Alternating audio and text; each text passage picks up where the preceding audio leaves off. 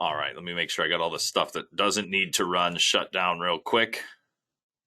Close that. All right, that should be good. All right, my name is Mike. Today's 2D CAD 2-axis day. So we'll be drawing up a 2D part, maybe a couple 2D parts. We'll play it by ear. And then this afternoon, or maybe I think what we'll do is we'll draw a part, we'll do some CAM, and then this afternoon we'll draw another part, we'll do some more CAM. For those of you that want to be here for a shorter amount of time. So you won't have to stay all day to get to that CAM section. We'll do some of that by about 11 o'clock Eastern times where we're at, so it's 10 now. All right, so we're going to start off by drawing out this part. Now, I don't have a print to give you guys. This was one that I haven't had a chance to turn into a print yet. It's just kind of a funky little part I've been messing around with. And all very basic drawing techniques, but we're going to go through doing layers and pretty much take care of everything. So if you guys have questions that pop up at any point throughout this, there should be a questions box on your screen. You could just click in there, and it doesn't have to be a question. If you just want to make a comment, that's fine as well. Throw it in there. And then, like I said, if you guys have anything specific you want to see, let me know. I want to make sure you guys get the most out of this as possible. And honestly, at this point, we've been doing these things so long, I'm starting to run out of things to talk about. So I need some inspiration from you guys as time goes on. Like I said, if you have any cool part files, and this is for any case, you can send them to me and I will use them. If you're cool with me using them during one of these to see how we would go about programming something, or if you have a print and you want to see how we might go about drawing it, make sure it's cool with whoever has the print. We could definitely plan for something like that. And you guys can email me stuff like that. You could just email it to training@bobcad.com and put in the subject, just, hey, here's a possible idea for a live event. And I'd love to use some of your guys' real parts, because some of the parts we make aren't really as realistic as you guys might want. So, all right, let's get into this. So as of now, the only thing I really know for this drawing, I know all of it, but the big things that I need to know are really the hole sizes for everything. So we have an outer arc. We have an inner arc that makes this slot. We have a 1 inch, so it's a 1 inch inside hole here. And then this inside lip to this slot is going to be a 3 inch diameter arc. Then we have a 4.5 inch diameter arc. And then we have a 6 inch diameter arc. So I'm just going to open up a new window here. And I'm just going to start with the arc command. Arcs are, as straightforward as they can be. So I'm going to start with the outside arc. So I'm going to make a 6 inch diameter arc and hit OK.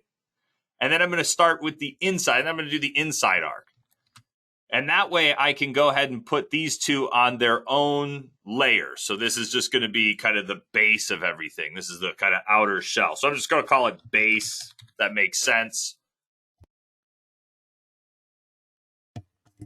And then we're going to make a new layer. The next two arcs that we're going to create are what we're going to use to create those slots that we have in the part. So I'm just going to name this layer slots. Whoops. Slots. There we go. I had the caps on. So we're going to do slots. Now these ones are going to be a diameter of 3 inches. And if you're using 33, if you're still running version 33 or under, you guys don't have the diameter section. That's new to version 34. So you'll just have to make sure you enter 3 and then divide it by 2. That's the easiest way to get your radius. Just type in your diameter, divide it by 2. All the boxes are calculators, so it'll do the math for you.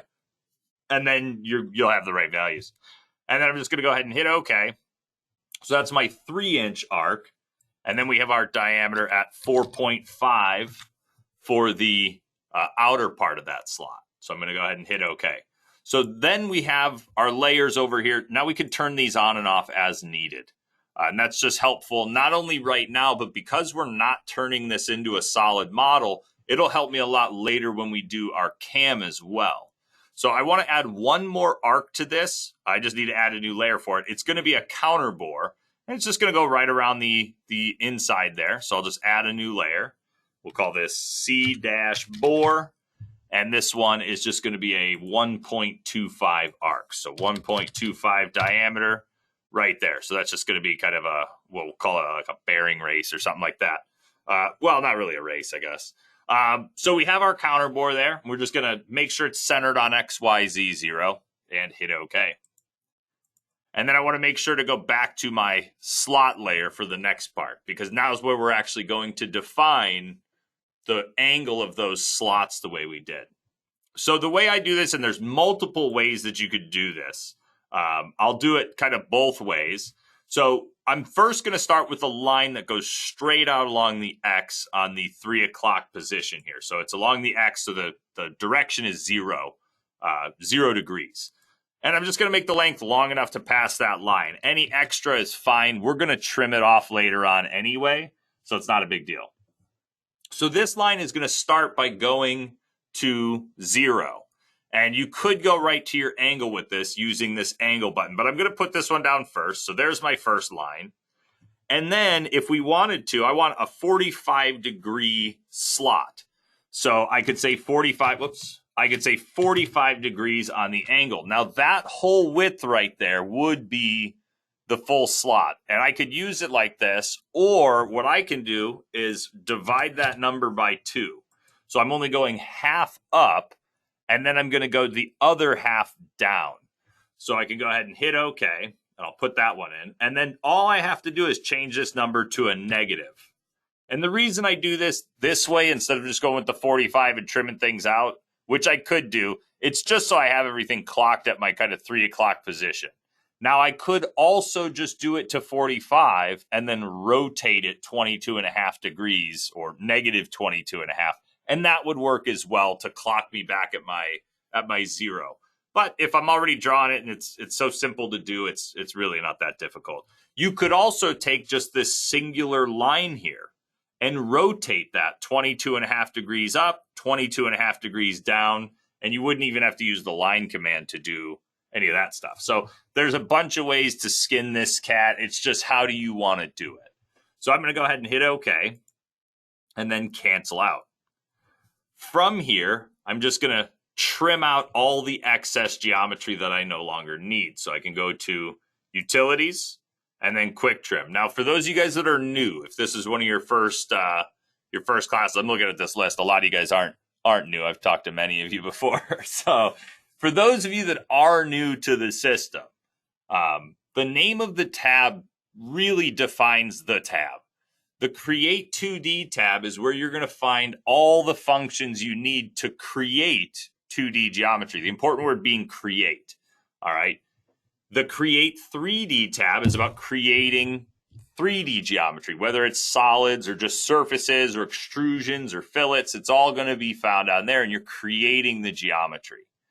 Now, the Utilities tab is where it gets a little different, because the Utilities tab, every feature on here needs a piece of geometry before it has any. You're not creating with this tab, I guess is the best way to say it.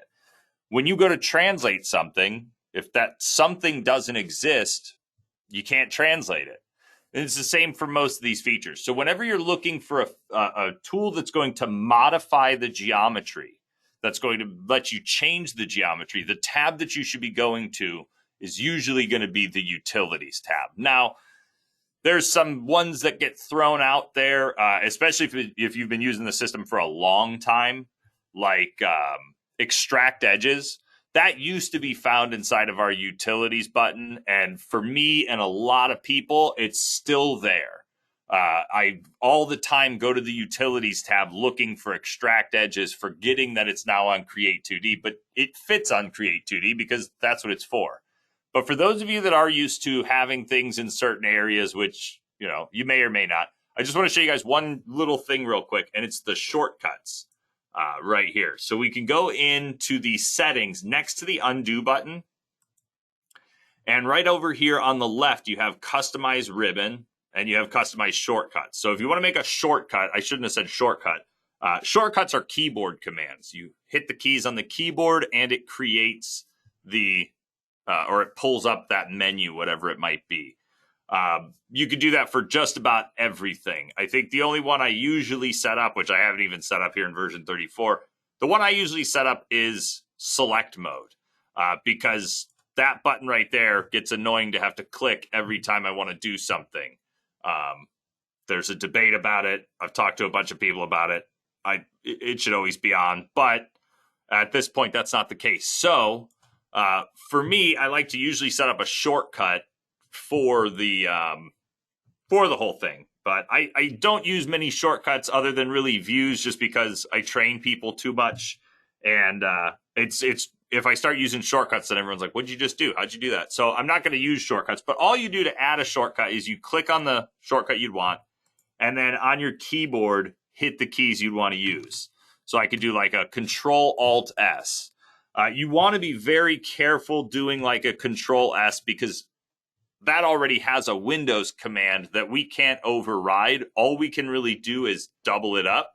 So you'd be able to go into select mode by hitting Control-S, but you'd also save your part every time. Sounds like a great idea until you get a part that's way too big to save quickly, and it becomes a big hassle. You could also go with something like Control-Shift-S.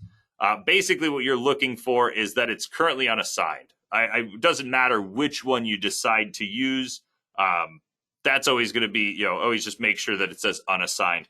There's some F commands, like F1 is the help topics, which you'll see I just tried to load that.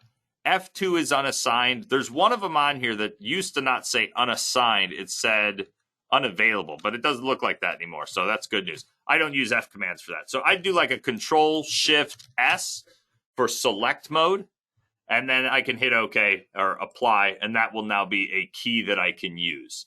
Or got to hit assign first, and then I can say apply. So now I'd be able to use that keyboard shortcut. That's not what we came in here for. What I want to show you guys is the customized ribbon. A lot of people don't understand this. They miss this. So I just want to point this out. So we have the utilities tab up in the background. So that's the one I'm going to add to. And I'm going to put the extract edges button on here because I like it on there sometimes. So when we have the advanced or the utilities tab expanded here, the first thing we'll see is move, which is this whole tab here. Then there's trim extend, then there's break, adjust, and it's just down the list. And if you expand that, like move, you'll then get a button group. So this is a group of buttons. And if you expand that, you then get to see all of their features. Now, rotate has an arrow on the bottom, which means it has a drop down to it. So you're not just rotating with that command. You could be doing a rotate or a rotate 3D, depending on where you click on that button. So you can see that if you expand rotate, it's already there. Now, you don't get a choice of grouping buttons together like rotate is. Those ones will have this little arrow on them, and those signify that there's more options and that it's kind of a drop-down menu. 1 second, let me take a drink.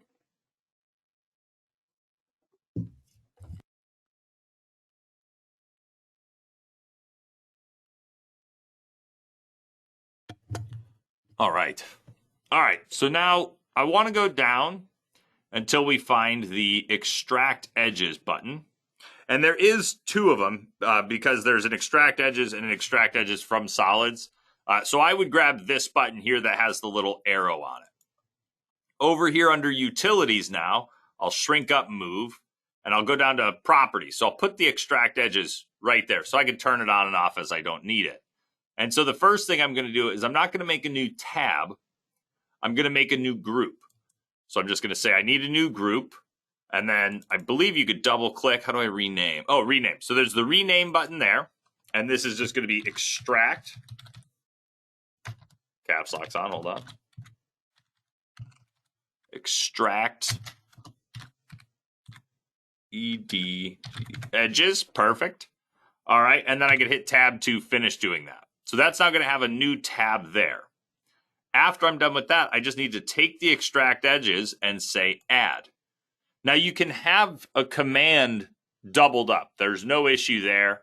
So now I can go ahead and hit apply or click on this. And so right here down at the bottom, I didn't point this out. This is the button size.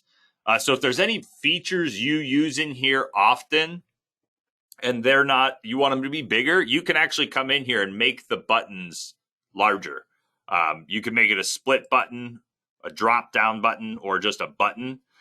This one is a split button because when I click on this one, it's going to drop down and show me both extract edges and extract edges from solids. All right. So there we go. Let's go ahead and hit apply. there's our extract edges, hit OK, and there it is. So now it's a split button, so if I click on the bottom of it, I have the extract edges. So like I said, if there's any features that you would rather have in a certain place, or realistically, if you wanted to, you could go into the customize ribbon, and like right here, you'll see the home, create 2D. These are all the tabs that we have. Those are all those tabs along the top. You could come in and make a new tab. So I can make a mic tab, and this is all the features I use the most often. Which really depends on what kind of work you're doing. A lot of you guys, the Create 2D tab is already there. It's got all the features you use the most often. But if you switch a lot between, Create 2D, Create 3D, and you want to be able to add them all onto a single tab, you could definitely do that as well.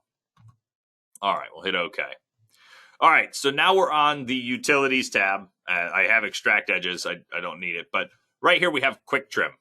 All right, Quick Trim allows me to click on an entity, and it'll trim that entity, in this case, from the beginning of that entity to its first intersection.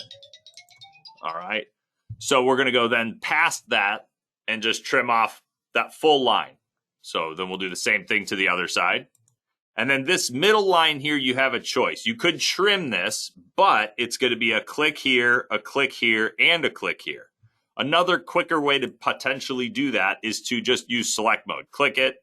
That picks the whole line, and then just hit delete on your keyboard, and you can just trash the whole thing.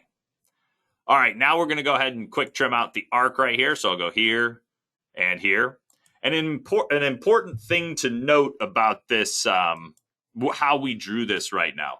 Whenever you draw an arc, and it is at the, by its natural drawing state, the 0 degree position for your arc is going to align with your x-axis. So what that means is when I just trimmed that arc, I trimmed it from 22.5 all the way around to, I don't know what the number is, but it's minus 22.5. So these two, or this entity, what looks to be a single entity, is actually the, minus 340 or something up to 360. And then from 0 to 22.5. So you have broken entities, which it's not the end of the world. And I'm going to show you guys how to fix it in a few minutes. But you do want, the best entities you can. If we were to go create surfaces out of that, there's potential that instead of making one nice clean surface, it has a line down the middle of it, like it's split down the middle.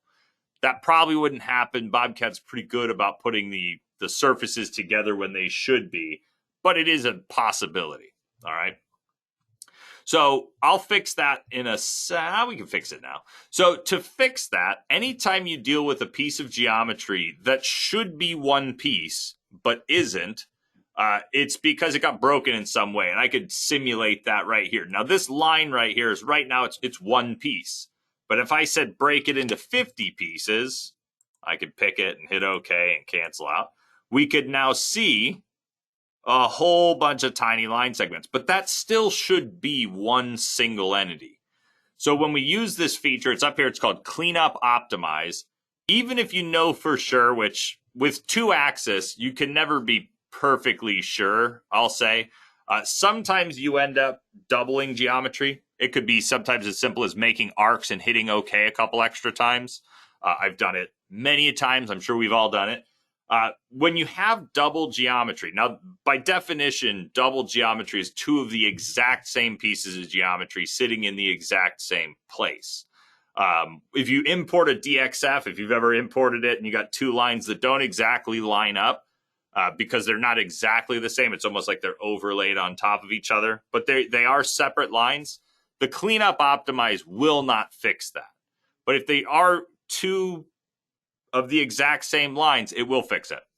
So you just go to Cleanup Optimize here, and then drag a box over your entire piece of geometry. It doesn't matter what you pick. This thing's either going to get rid of any duplicates or rejoin any geometry that should be rejoined. The only time you wouldn't want to use this feature is if you've intentionally gone in and done like a break many and broke apart into a bunch of intersections. If you did that, then yeah, you broke them for a reason. So you wouldn't want to rejoin them back together. And I've done that before just when I wasn't paying attention.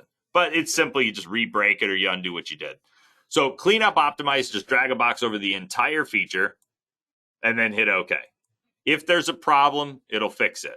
If there's not a problem and there's nothing to fix, like if I was to go do this again, nothing happens. There was no corrections made. This feature by itself has saved me more time than any other feature in the system, because I don't always find bad geometry. And I don't always look for bad geometry. I'm never, searching for bad geometry. It's a lot of times you go into it assuming you did everything right until proven wrong. So, it's a good feature. Make sure you use it whenever you're working with your wireframe, especially if you're going to turn your features into solids. If you're going to go start doing extrusions and stuff, you're going to want to make sure to do it beforehand, because if there's bad geometry on an extrusion, you'll get walls, but you won't ever cap the part off. And if you don't catch it, then you'll stitch things together, and it's a big mess that you do not want to have to deal with. So there we go. All right, so the next thing I want to do, just throw some 1/4 inch fillets on here. I'm sticking pretty much everything to about 1/4 inch, just because that way I don't have to go real small with the tools. We could go with 1/8 inch. We could go down to a 1/4 inch end mill. All right, we'll go 1/8 inch. So we'll go create 2D, and then right here, fillet. Now, because this is a chain and I want to do all 4 corners, chains is the best option. So go chains, and then I'm going to set my radius to 0.125. And then the way we pick the geometry is to hold shift and then click. And I'm going to show you an example of why you sometimes have to use the between two entities feature. On this part, we'll look at it. So we're just going to hold shift and click on just any line that makes up this pocket here. And there it is. We'll hit OK. And now we have a radius on there. So now I'm just going to cancel out.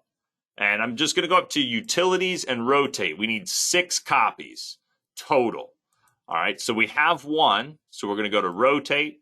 I know that I need 6 copies, but sometimes for me, it's just trying to think of 360 divided by 6. The math doesn't just make its way to me. So you could type it in.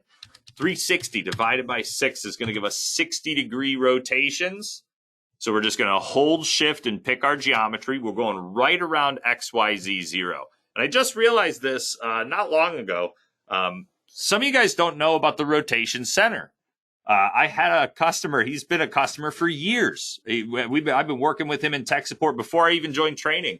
And he called in, and I was chit-chatting with him because I saw his ticket in there, and it'd been a while. And he was asking about rotate. This guy's been using the software for at least 8 years. I mean, or probably that's about when I got into tech support. So he didn't know that the rotation center was what you're rotating about. It's that whole thing that could change where your rotation happens from.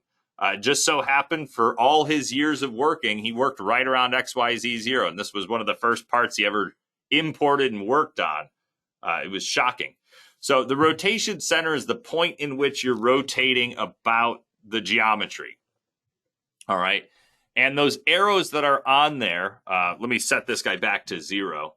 Those arrows that are on there are there to kind of help you define exactly where you're trying to go, because sometimes you just get confused. So right here you have like an x-axis rotation, which doesn't align all of my arcs around there. It just kind of flips the part around itself and doesn't really do anything for us. So now I know an x-axis rotation is not the right rotation. So how about a y-axis rotation? Well, a y-axis rotation gets us the first part, and it gets us, we'll call it the fourth part, fourth one, but no other ones. So you then figure out, okay, I got to use z. Z is definitely the one that can get into all the positions. And then you have to look at your angle. So again, we'll go 360 divided by 6. Now, the center point should always be in the absolute center of the geometry, but that's not where it automatically goes. If you have a piece of work, a part that you're working on, you're working in this upper right-hand quadrant because you like all your dimensions to be in the positive quadrant, which is totally awesome. Brain doesn't work that way. Great, do it up there, but you'll have to move your rotation center point to the center of your geometry every time. which can get a little tedious. It depends on what kind of shapes you're working with. If you're working with arcs, you always have, if I go down here, or if I pick this thing, you always have all your snap points. So you can always find the center.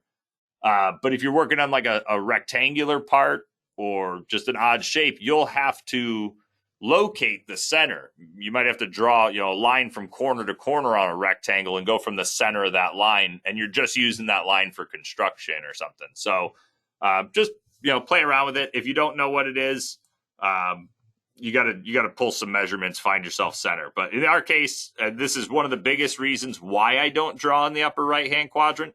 I like having the center of my part be XYZ 0, because more often than not, I can rotate around that, and I can always move this part later on into the upper right hand quadrant. So if I'm going to machine it because of I want to move it over there to machine it, I'll just translate it later on. All right, so copies, we got our first, and then we need 6.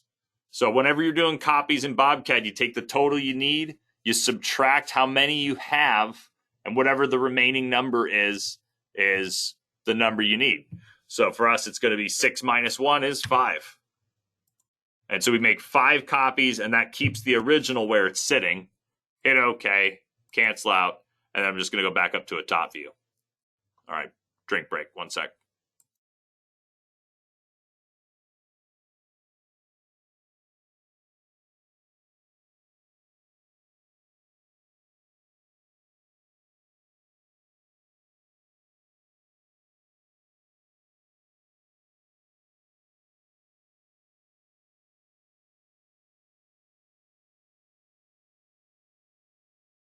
All right, and just a reminder, if you have any questions, just put them in the comments. Oh, I'm zoomed in. Hold on. There we go. Top view. All right. So we have our slots done, and now we can actually turn those on and off as needed. Don't need them anymore for now. Yeah. All right. So the next thing we're going to do is a hole pattern. And the hole pattern is found, again, we're doing Create 2D, so it makes the most sense. We could actually, we'll keep it just so we can visualize it. But I've had a bunch of confusion from a few guys recently about hole pattern, how you get holes to start at certain positions and act certain ways. So hole pattern, you click on it.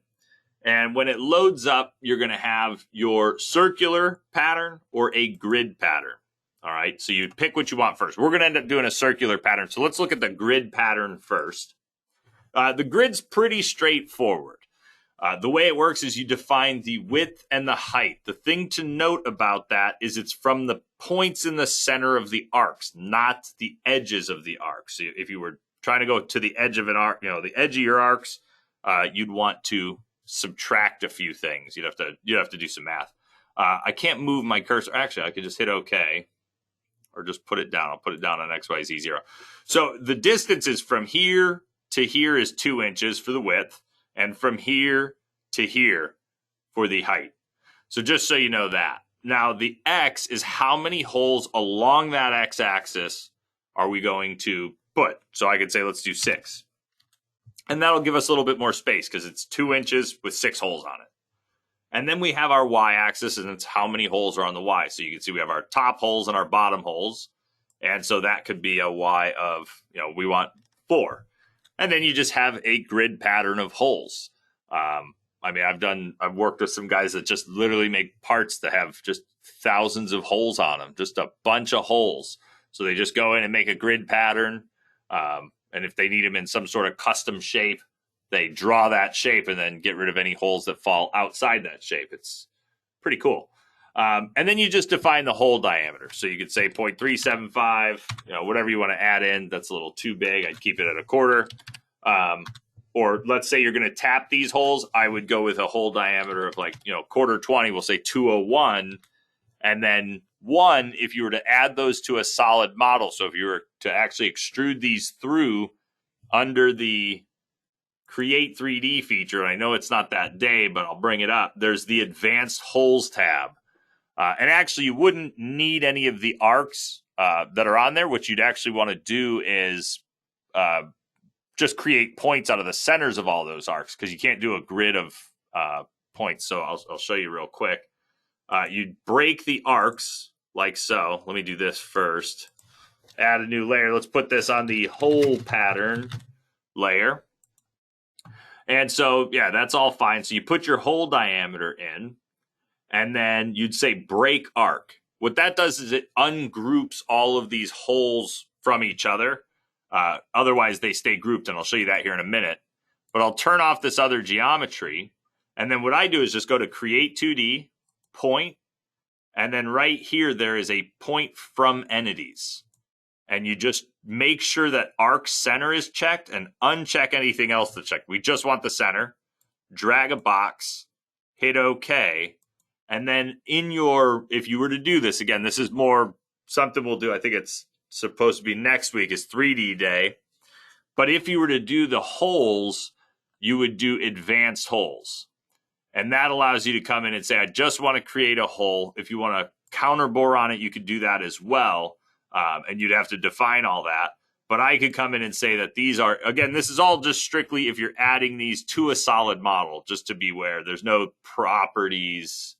There might be properties. We'll look. It's under the Utilities tab. We might be able to add properties. But we could go in here and say UNC, let's go quarter 20. And then I could notice I can only pick points right now. It's only allowing me to pick points. So I could drag a box is what I'm saying. We could drag our box, and that's actually going to construct these holes. And again, you could do counter bores on top of them and stuff like that. So not important, kind of a side note, but when you're doing your hole pattern, or if you ever need a group of points for whatever reason, if you could make it out of a circular pattern, you can then go in and add those points to it very easily. You could then get rid of all those arcs. Right here, you grab your select tool, go up to the pick match option and say pick match radius. You pick that, you pick any one of those radiuses, and any radius that matches will be selected. Now you do have to be careful with that, because if you have like a 1/4 inch hole and you have some 1/4 inch fillets on your part, it will grab those fillets as well. So sometimes it's not the best way to do it, but we'll go ahead and delete that. And I'm going to delete all those points as well. All right, so we'll go back to our hole pattern. And let me just turn on just the visual on this. There we go. All right, so then we also have a circular pattern. Now, the circular pattern is a little bit more confusing, but it's really because of the angles you have to worry about, or you have to think about. So the first hole that you create, you need that in the right position for the rest of the holes to follow properly. So if, say, our first hole needed to start at 45 degrees, we would need to come in and set our start angle to 45. But notice that's not an even hole pattern anymore. And the reason it's not even is because we're only giving it 315 total degrees to put that rotation around. So it's going from 45 to 360. So basically the thing you have to remember if you're doing this is you have to add your start angle into your end angle just by plus 45. And then that way you're giving it 360 degrees to work around still. And then you define the diameter, which I think 2 is fine. Let me turn on the counter bore. Yeah, that looks good. So 2 inch, I'm pretty sure that's what I did on the other one, because it's the default. So 2 inch, we'll go 6 holes, 201 diameter, because I'm going to tap them just for fun. And then right here we can, really at this point it doesn't matter. I'll leave them on, because if we do need them, I'll change it. But we'll go ahead and break arc. And then right down here, I didn't point this out on the last one, but you can control either the center of the grid, the exact center, or the bottom left-hand corner, which would be, if you were to draw a straight line up from my curve, let me just put these down here. And I'll hit OK, or I'll click on the Z right there. All right, so that's where I want them. All right, just so we could, so that's how we can visualize that. So this is going to center it on the point, or it's going to use the bottom left-hand corner. So it's going to draw a line from, well, this one's been rotated, so it's actually a different line. That's why it's off a little bit, but it's going to center it from the either center or bottom left. Center is usually easier. So there we go. All right, so we now have our hole pattern in there. I did get it on the correct layer. So there it is. Now let's compare to the drawing over here. We have just the cutouts to do.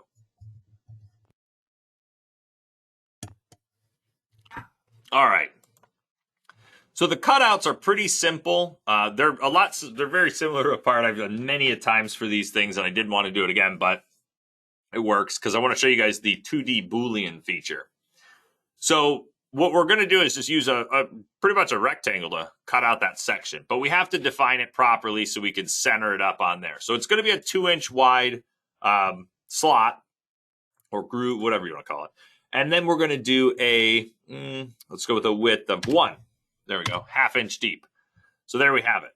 Now what I want to do is make sure we have our radiuses added onto this right at the start. So I'm just going to turn on these 1/4 inch fillets. All right. And that's the default. And then right now it's asking where the base point is. I'm in control of the center of it. You could use any point, but I want to center it right here on this top snap point, just like that. So then I'll go ahead and cancel out. And there we have it. So now we're going to do 6 of those all the way around. So we'll just go up to Utilities and Rotate. And again, the angle is going to be 60 degrees. And we're going to need 5 copies. And we're just going to hold Shift and pick that whole shape. And it's going to copy them all the way around where we can then hit OK and cancel out. Now you could go in and quick trim this.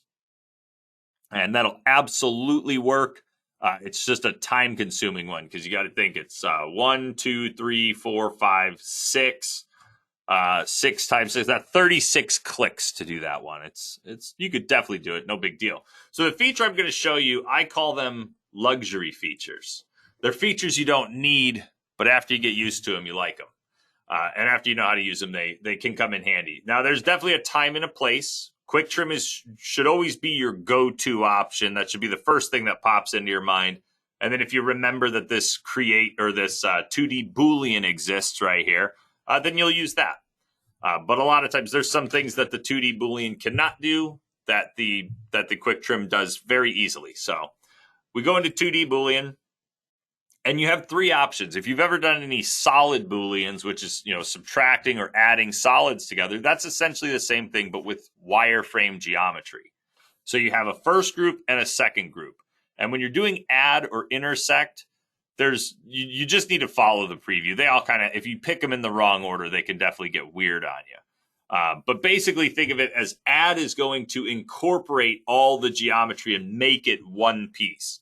So for this part, it would delete this section of geometry on all the pockets, and it would go around, and we would have these weird, bosses on the outside of the part.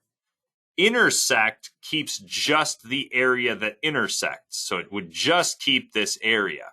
And both of those features, there really is no right or wrong, but subtract there is.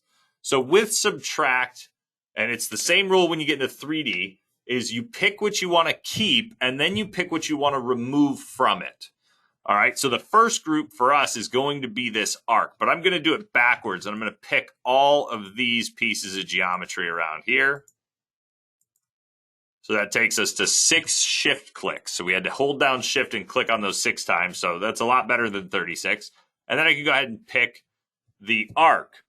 Now, as you can see, the top, sorry guys, I smacked the microphone.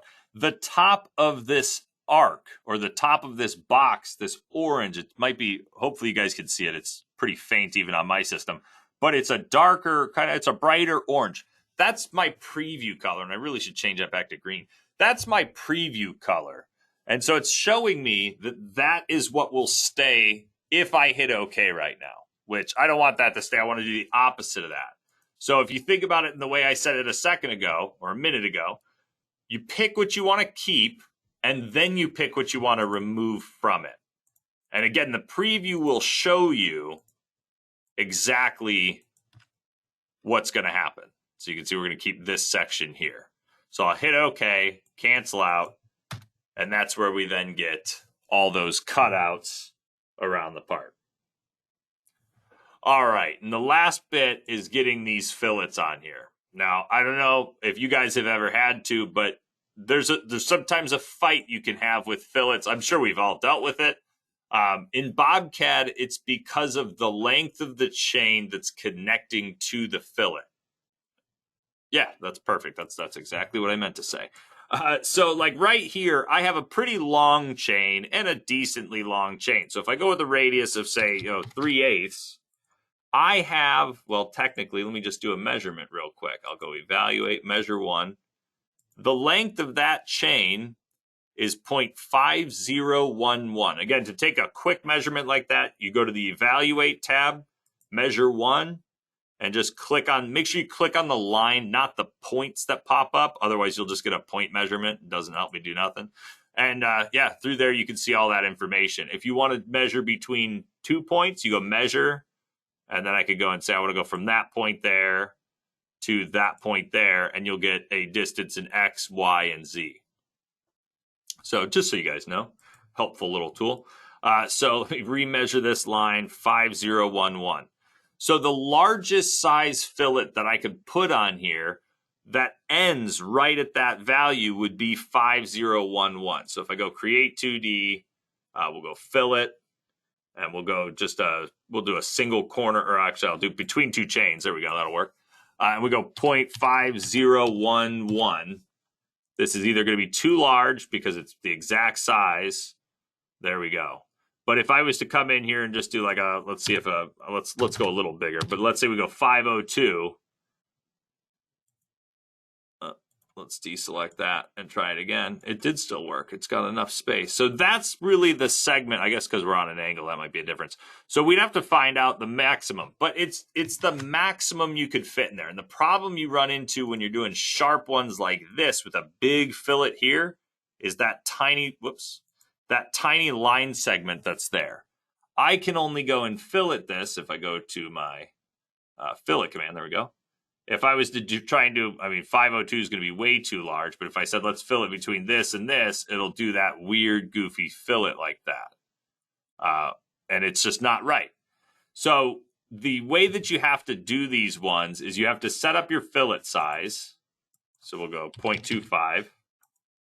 Actually, I think let's go 0.125 on these. And so we could try and put our 1/8 inch fillet on there, and you'll see it really has to go pretty much down that far for it to work. Like that's kind of how it shows it. Not going to work. But if I go from this arc to this line, I can fillet it. And it leaves that little section there. It doesn't trim that because it wasn't part of the process. But I'll show you guys a real quick way on how to do that. So you have to just kind of skip an entity. You could just delete that line before you did all this. Single corner click or chains wouldn't work. So you have to do all these ones with the between 2 entities. And yeah, it's just one of those tricks that when you know it for fillets, it makes them a whole lot easier when you're struggling to get a fillet to fit onto a corner. Sometimes you have to go to that next entity or even further. And other times with arcs and stuff, especially if you're trying to do a fillet between 2 kind of arcs that are sitting next to each other, sometimes knowing that you have to break the arc and get those smaller segments or go to those next segments works. So there we go. We got them all taken care of. And now we have all these extra pieces. So there's a bunch of ways you could go about this. Picking small lines, it's not super difficult, but it is more difficult than picking big geometry. So what I could do is, because we drew this stuff correctly, we could turn off things we don't need until we're left with just the why is that disappearing? I switched layers at some point here. The base. Oh, the base got moved. Okay. No big deal. So a really quick way of grabbing that geometry, what I do is grab the geometry you don't want first. So I'm just holding shift and clicking those. With arcs, you don't really have to hold shift, but shift click, grab the geometry you want, then drag a box over all the rest of the geometry, and it'll deselect your stuff from before. Select all those mini lines, and then we just hit delete, and they disappear, and I now got clean geometry. So let's fix these layers real quick. So on the base, I want that, and I want this right here. So I'm just going to hold shift and pick that. To change the layer, there's a couple ways. Right over here is a button that you guys can use if the check mark is on the correct layer. So what this does is it takes any geometry you have selected and it moves it to your active drawing layer. Your active drawing layer is the layer with the green check mark on it. That tells BobCAD at any point, whenever you're working on, whenever you're drawing something, that tells it which layer to go to. So I'm just going to say, yeah, let's move that to the current layer. Cancel out. I always cancel out. And then if we turn off the C-bore layer, it gets rid of the counter bore only, which is perfect. That's what we want. All right. Any questions so far? That should be it. We're going to start looking at the CAM. And yeah, there we go.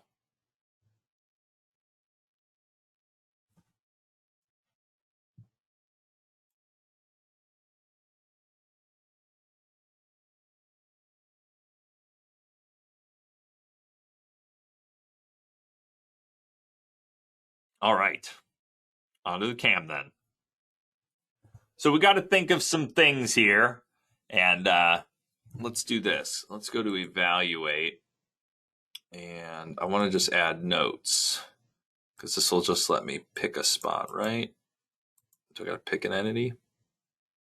Oh, maybe let me see. All right, so let's do this. I want to make this easier for us when we go to machine this. So I'm just going to go to the text real quick. And we'll make it a 1/4 inch tall. And I just want to define kind of the depths of everything real quick and easy. So we'll say it's 1 inch thick. 1 inch thick.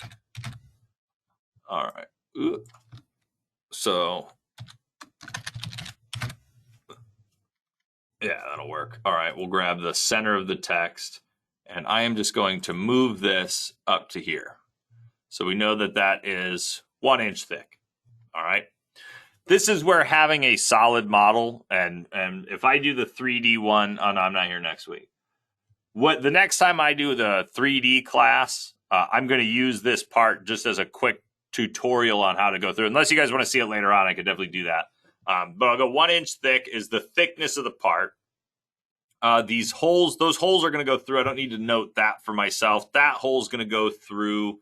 We're going to send the counter bore an 1/8 inch deep. We'll say 0.125 deep.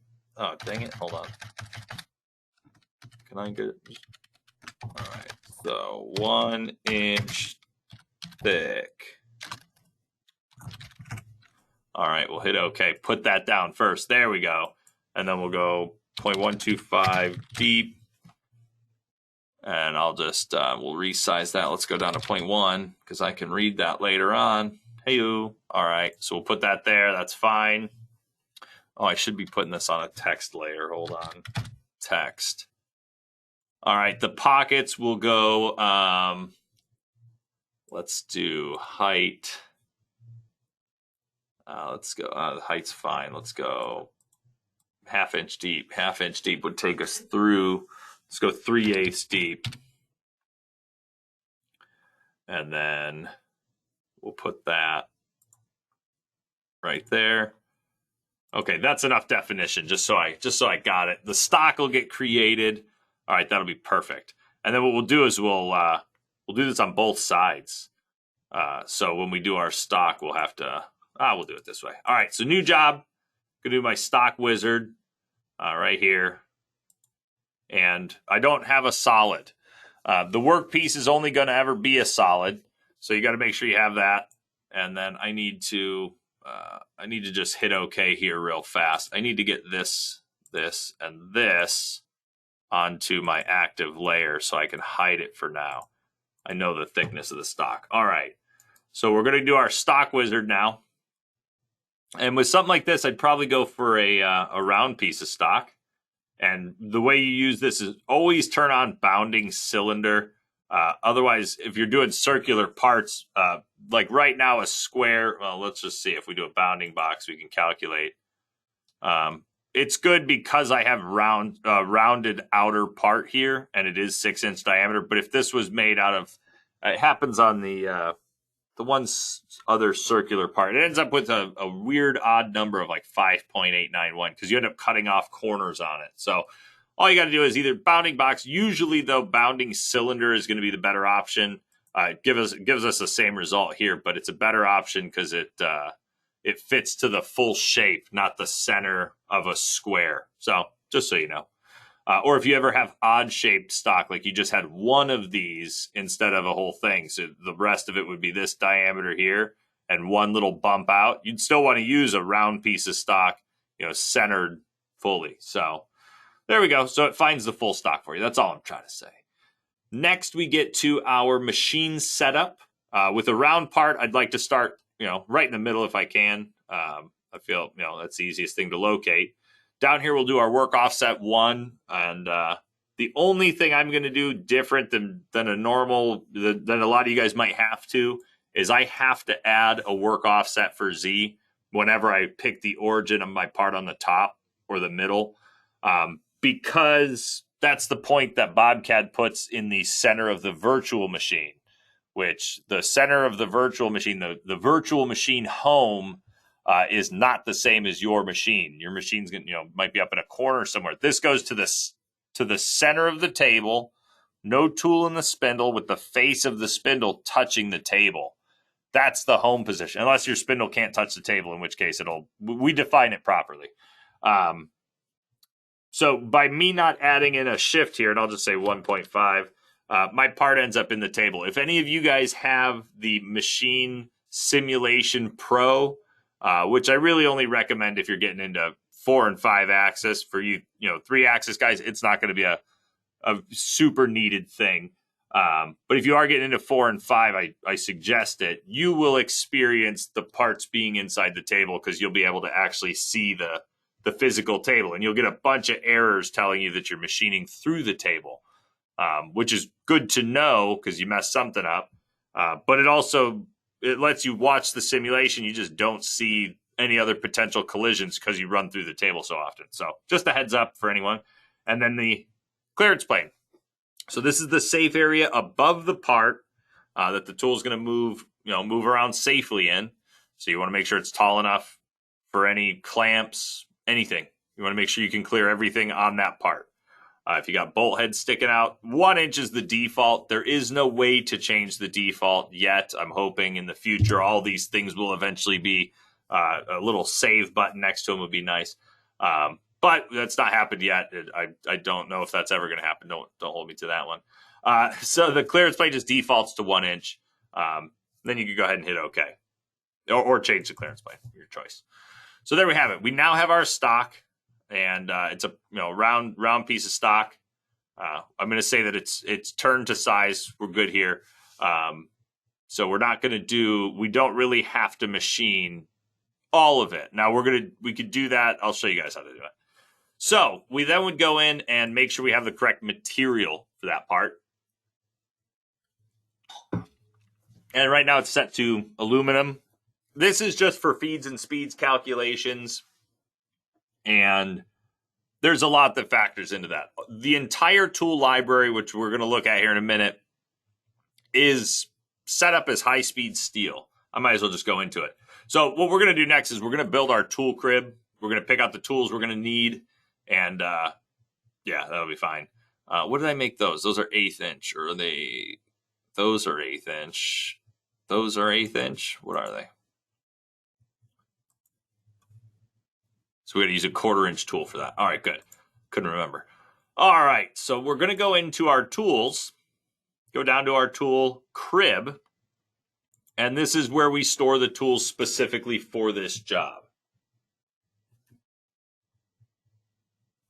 All right, so we're going to say, well, let's start by the easiest way. The easiest way to get to the correct tool is to first click on it on the left. So the first tool I want to bring in is going to be I'll use my 1/2 inch 90-degree spot drill. So I'm going to go to my center drill category. Now, the reason this is faster is because it brings us directly to the center drill category. If you're on all tools and you load into that, you then have to sometimes open up submenus to go from drill to mill. It just saves you a second. So click on it here on the left and then add from the tool library. And that way it specifically brings up the center drill category. Just a little speed saver for you.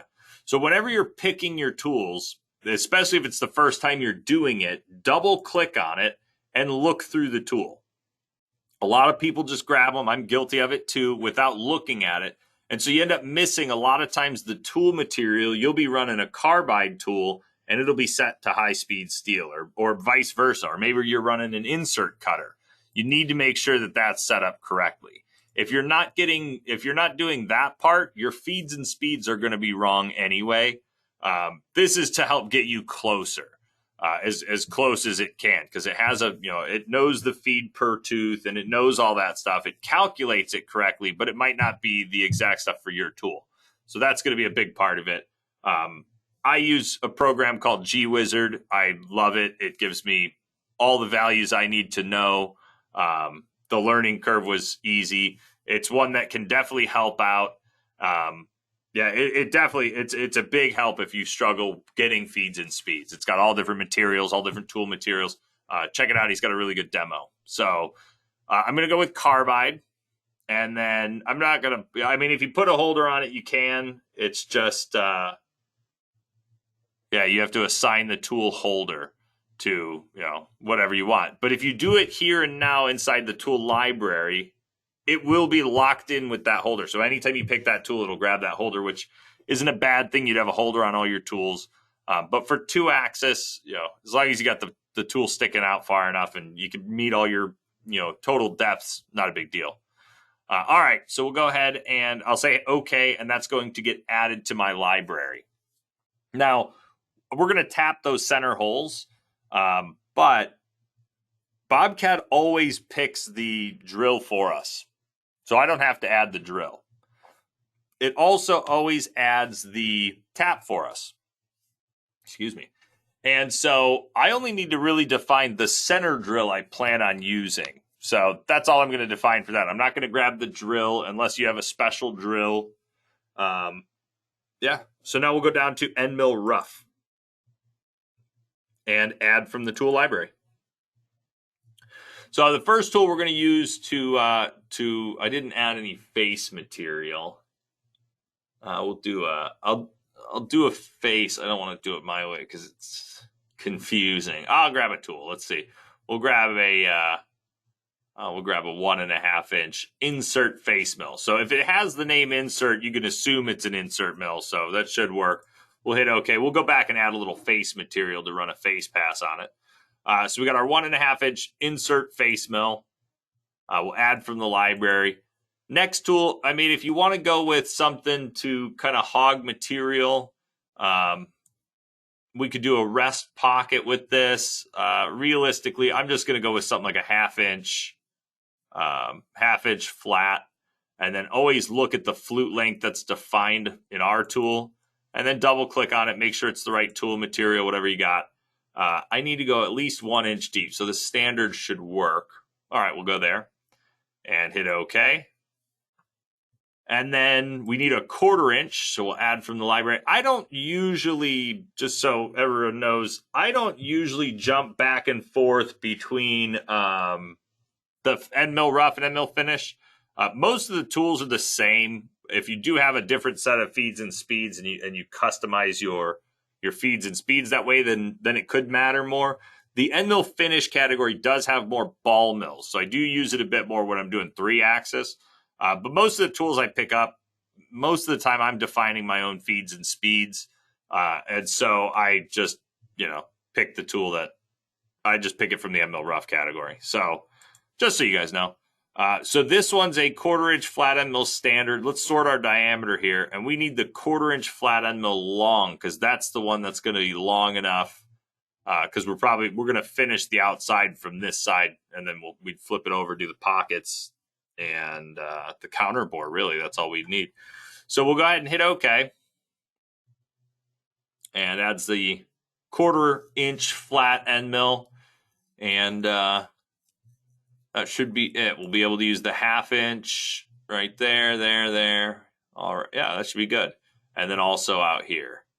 All right, good. So if we need more, we'll add more. All right, so I'm going to go just make a quick change to the stock real fast. I'm going to edit this through the stock wizard. I just want to add some on the start face. We'll add, 100 thousandths. And on the end face, I'll also add 100 thousandths. So we'll face the other side as well. And so we'll just go next. And now we have to change our point. We actually have to make sure to pick the new top point, which is going to be 100 thousandths higher. So let me go and say origin, pick that top, and then 1.5 is still fine. So we'll hit OK. So stock's now good. That kind of thing happens. Try and catch it, I guess, is before you start making toolpath is really when I double check that. Make sure you get some, if you're going to face it off. There's also the option of setting your stock up to the exact thickness that you want. And then I have one customer that when he faces off his part in BobCAD, his extra stock is 0. And the amount that he cuts on his face pass is 0. So what he ends up doing is, because he's technically cutting a 0 pass, it's wherever he sets his Z. So he touches off his rough stock and then drops Z down on the machine, and then he zeroes it out again. And then when he runs his face pass, wherever that tool's at is where it runs and makes the top. And then when he flips the part over and gets it all measured, he then knows how much he's got left. So with that same face pass, he'll just drop Z, set 0, run the pass, and then adjust from there to get the perfect thickness. So he doesn't even add extra material in his stock wizard because he's going off the rough stock, and then with his face pass, he's creating 0. So he never has to deal with tool paths with negative. I mean, you still do if you're doing pockets inside of pockets and stuff, but he never really has to deal with that negative 100 thousandths automatically being on his features. It's a cool idea, confusing to some, but it's actually become one of my preferred methods. But it's got its limitations because, I mean, they all have their limitations. Who knows if it's actually going to be 100 thousandths on top? So, yeah, that's another way to do it. And I believe in version 33, I think it was 30. It's 32 or 33. There's the adaptive facing pass. You couldn't do it that way. You could do just a standard, zigzag or zig face. But I think they fixed that in 34. So if you want to try it with that method, if I explained that good enough, I think I did, let me know how it goes. All right, so I'm going to, just face this thing off first. So we'll right click on Machine Setup 1. This is the easiest, tool path of them all, really. We're going to go mill facing. You don't pick the geometry. It reads the geometry. So we go next. Right here, it knows the top of features at 0. It knows the total depth is 100 thousandths. And I don't have any bosses or anything that are standing up that I don't want to machine. So I don't need to worry about internal loops or a bounding box. Bounding box just turns any shape into a square, essentially. Next, we have our strategy. So we're just going to choose facing. It's already there. Posting, no real change to anything here. You just got your work offset 1. Next again. The roughing tool, it's got the 1/4 inch flat end mill. It does that. I don't know why. I'm going to go to the tool crib, pick my 1.5 inch face mill. And there we go. It's got feeds and speeds. This is where I'd pull up GWizard and see. It's not bad, though. And then right here's our pattern. So you got a zigzag, your standard, back and forth face. And when you're defining either the zig or the zigzag, the zig just rapids back to the beginning and make sure you're cutting in the same direction. With those two, you can go on or off the workpiece. On the workpiece is going to just end it at the edge of the part, feed over, and then cut back. So you're not getting that release off and then back in. But you can define a distance that you want to go past. So if you were to say 100% of the tool diameter, you're basically going off the workpiece that far. So off workpiece, you could just tell it how far off the workpiece you want the tool to come off, then feed over, then go. If you don't want it to, feed and cut while it feeds, then make sure your distance is at least, but I'd say usually over half the tool diameter. So if you're using a 1.5, I'd go, 0.8, 0.9. That way it comes off, feeds over, and then cuts back. And again, if you want to make sure you're doing everything in the same direction, go with the zig. The final option is adaptive. And this one is going to keep a constant engagement on the material as it cuts around. It usually turns into a spiral pattern, but the pressure on the tool, it should stay pretty consistent throughout the cut. So up to you which one you want to use. I'm going to go with just a standard zigzag and go off the part by 800 thousandths. And I want to face it along my X direction, which is the red arrow there. And so we'll say X direction. What's that? You could go Y or you could go custom. So if we want to go something like 45 across it, we could do that as well. We'll just say X. And then you could just tell it which corner you want to start in. So, upper right, think of the circle right there. So it's going to start there and cut back and forth this way. Or we could have it start here, go back and forth, whatever. The step over, it's a percentage of your tool diameter. And from if you guys do look at that GWizard program, I would also just suggest sign up for his newsletter. He does it's weekly, but he's got a lot of good tips and tricks. One of them that I spotted, I think last year or so, talks specifically about 50% step overs and how your tool just hates having that leading edge of the cut right at the center of the cut. So I've started doing 60 when I'm facing.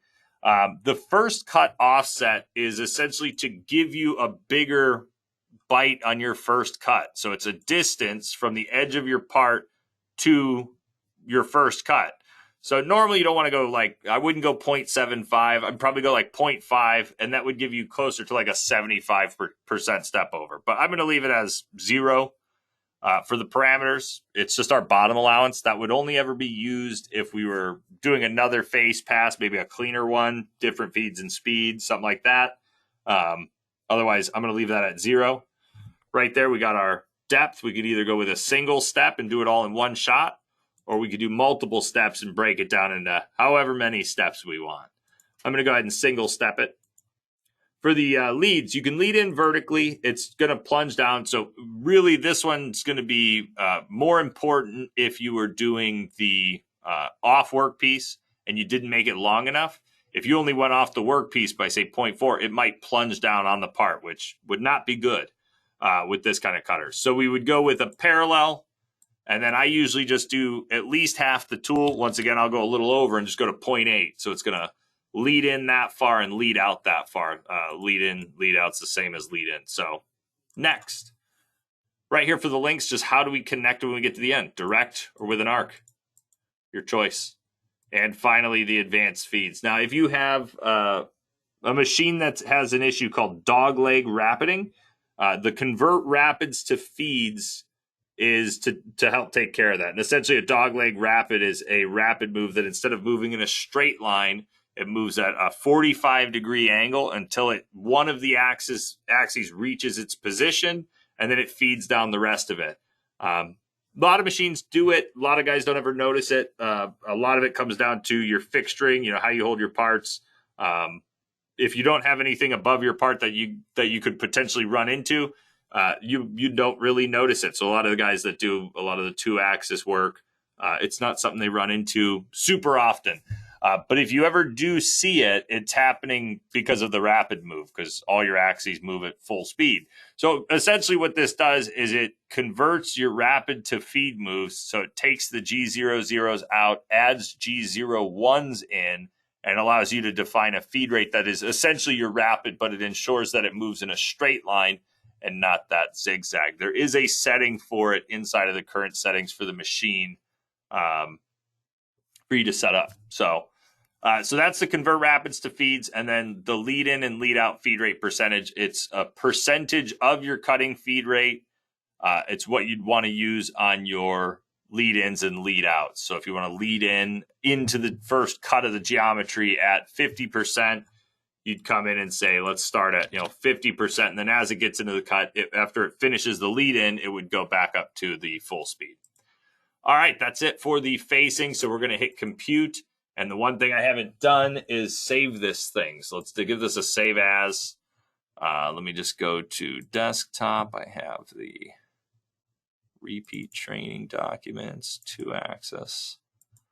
I'm just going to call this, look at that, example 3. Oh man, I can't, this caps lock is getting me. All right, example 3. And I'm just going to slap today's date on it so I remember. 11/16/2021 live. 2D. I like this part. That's why I'm keeping it. 2D live event. Not a bad one for you guys to save if you're following along. If I've moved too fast on anything, let me know. I can go back and redefine it real quick. Let me save that. And that's it. Let's blank that out. So actually, let me do this real fast. If we want, I just saved this. Well, I'll finish the tool pathing on it. I was going to say, I can't get it to you. There's no way to transfer this to you guys. So if anyone wasn't keeping up, I'd be able to transfer it. I'd have to email it to you. I could do that. If you guys are interested, throw that one. Just give me a yes in the questions. And I think I could copy your email right from there and send it on my other screen. All right, let me know. All right, so we have our facing. That's all done. If you want to look at it, I did blank it out. For those of you using 33, if any of you guys are still on 33, all right, give me 1 second, John.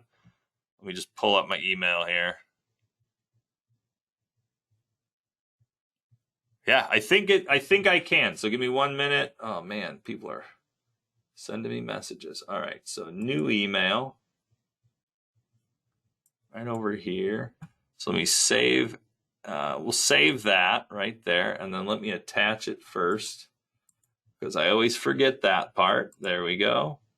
375 kilobytes. Let's do that. So let's go live. Let's go 2D live event. I'm going to start it with BobCAD. BobCAD. 2D live event. Part file. All right, cool. So if I send this all to you, all right, can I get your email? Copy email. All right, whatever email you guys use to log in today is the one that I'm going to send this to. You guys will, yeah, I'll send them now, and if anyone else needs it, copy email address to clipboard. Boom, boom.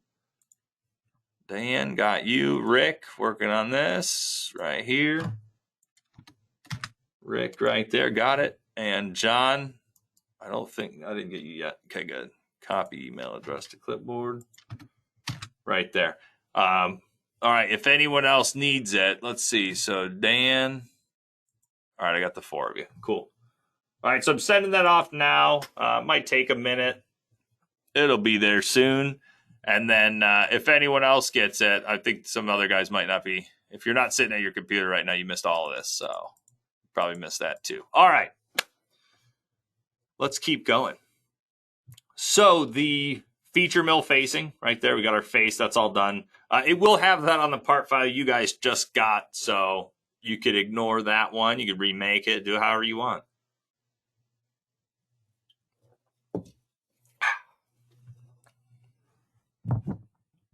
All right, we'll give it a minute. Give that a minute to show up to you.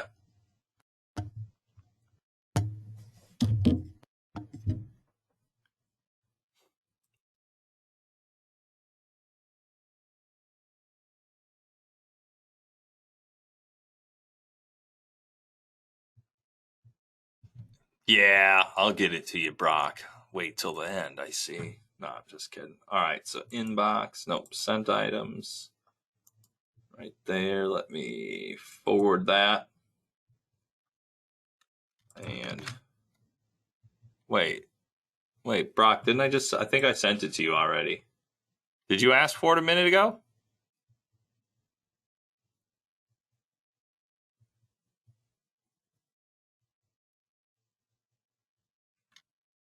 I'll send it again. Yeah, I already sent it to you. Okay. All right, so John just got it, so it should be showing up in your guys' email. Yeah, Brock, check your email. I think I sent it twice to you now. But there you go. All right. Let's do it to it. All right, we got to now do, let's think here.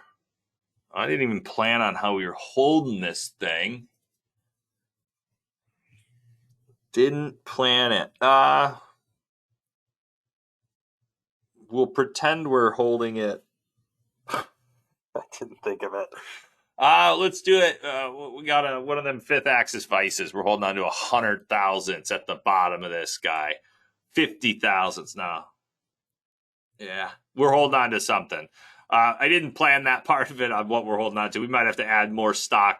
I mean, we're not really doing it, but I'm just trying to think of when we go and do this outside cut, we need to be able to get around there. We'd either do half of it, flip it, do the other half, or try and go the full depth and not have all the marks in the walls. Ugh. We'll figure it out. All right, so there we have it. And so I'm going to blank out the stock. I don't know why I've left it on this long. Get rid of that stock. Blank that thing out so you could see the part. And there we go. So let's start off with, we've just faced it. We'll drill the holes. And then we'll bolt the part down.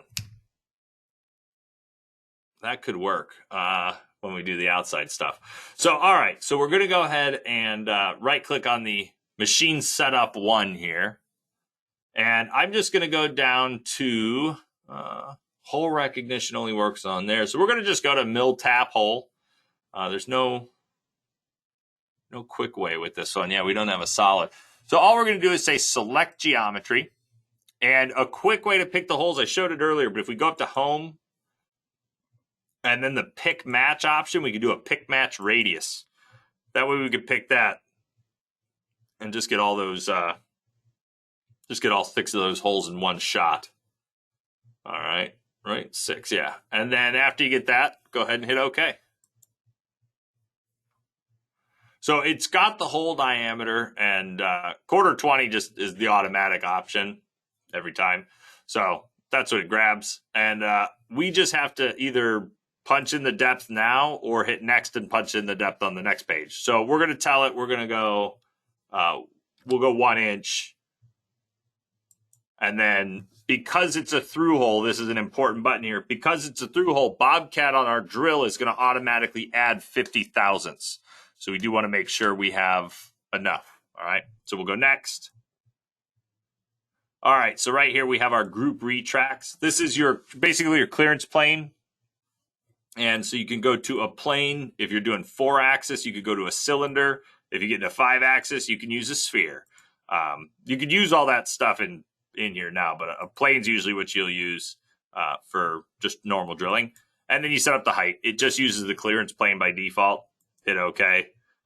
Now, if you ever have a negative top of feature on your hole and you set your depth, if that negative top of feature, say there's a wall in between some of your holes, something like that. I have some examples I could show you, but the rapid plane is what's used to connect from hole to hole. So if you have a negative top of feature at anything greater than your rapid plane, so anything for me would be over 200,000. So if it was negative a ½ inch, that means you're only going to lift up 200 thousandths out of the hole and then feed. And if there's any geometry in between your drilled holes, it will rip right through it. Just so you guys know. So the adjustment would be either change your top of feature, which could mess with your drill times. But really, if you have a negative top of feature, add that to your rapid plane. So whatever, if it was minus a ½ inch, you'd come in and say plus 0.5. And that would account for that ½ inch plus the 200 thousandths that should be your safe area. Just so you know.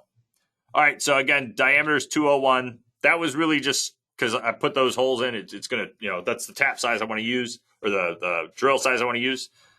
The thread knows this, so I didn't even have to put it in. The thread type, through hole or blind hole. The difference is the blind hole doesn't get that added 50 thousandths on the depth, and whether it's a right or left-hand thread. Next, now, right here, you do have a pick top, pick bottom. If you have a solid model, that's what you'll use it for. Or if we, for whatever reason, sunk our geometry to where it was supposed to be, that could do it as well. But I feel like that takes longer to do than our little notes that we put for our text. All right, so we have a tap or a rolling tap. And with either one of these, you're going to get a center drill, a chamfer drill, and then a tap. I'm going to go ahead and get rid of my chamfer drill. and I'm just going to close out of it. I'm just going to sink my center drill a little deeper and get it. So we'll go next right here. Right here, we have our machine sequencing. So you have closest, pick order, X direction, Y direction, custom direction, or optimized. Optimized is usually the one I'm going to use because it takes no thinking. It does the thinking for me. What optimized does is it picks the most efficient pattern out of closest, pick order, or the X or Y direction.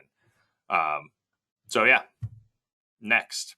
Well, start location. Where are we starting? Bottom left, whatever. Right here we have our posting, work offset 1, next again. All right, for the center drill, we have our 1/2 inch 90-degree spot drill that we brought into there. Feeds and speeds, all that stuff. And then right here we have our depth. Now, I like 90-degree spots because it lets me think of a chamfer a little bit easier. If this thing's done and it makes a 1/4 inch hole, and I want a little chamfer on it, I could tell it to go to a center diameter of 0.26. So it knows to go to 0.13. There we go. So after that's done, we have our single depth, whether we want to peck it or whether we want to fast peck it. And really the big thing, if you want to use a fast peck, you just got to make sure your post processor has it. If you don't know, try it one time, read your code.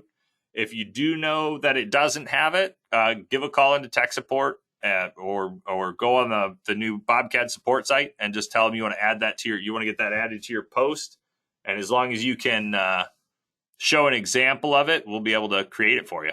So, or it depends on your machine. All right, so there's our drill. Again, BobCAD always picks the drill for you to match the exact diameter of your hole. Even if it's a really strange size, just a random number, it will make a drill that fits that. It's just a custom created drill. It doesn't get added to your library or anything.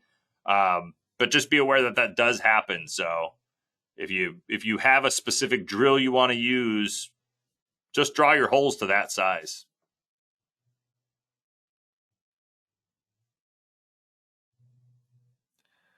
Yeah, David, you're right. So David just said, even after the facing operation, isn't the stock still 1.1? Yeah, because I got the other side with the face. Yeah, we'd have to go back and fix that, which we'd catch that in the simulation. It's more of, I would just be sure that the tap doesn't, well, I mean, we need to tap it all the way through. Yeah, no, we definitely have to open it up. Yeah, we'll have to go at least 1.1, which we could change really on the next page or back. So kind of either way you want to go about it. So we'll go ahead and hit next right here. And this is the drill. So our effective depth is that 1 inch plus the 50 thou, which as David just pointed out, we need 1.1. So yes, we could go back to the beginning, and this is probably where I'd do it. This is where I'd recommend doing it because it's going to lock it in. We could do it on the other page as well, but let's say we just want to go 1.2. So this is actually going to add on the extra 50 thou still, which I'm fine. We'll go that extra 1/4 inch deep, but the center, the tip of the drill is actually going deeper. So the number we should output in the code is going to be this 1.3104. So we do want to make sure we take that into account, and we do it that way. Make sure you have enough space under there. Yeah, thanks for pointing that out, David. Absolutely right. So now we're going deep enough. The tap can clear through. Again, you can choose whether it's a single step, a peck, or a fast peck right there. Next, we have our tap, which it grabs a 1/4-20 tap. Now, the one thing you may have to change, which doesn't seem to be the case usually, but the number of ineffective threads. This is going to change how much extra you go.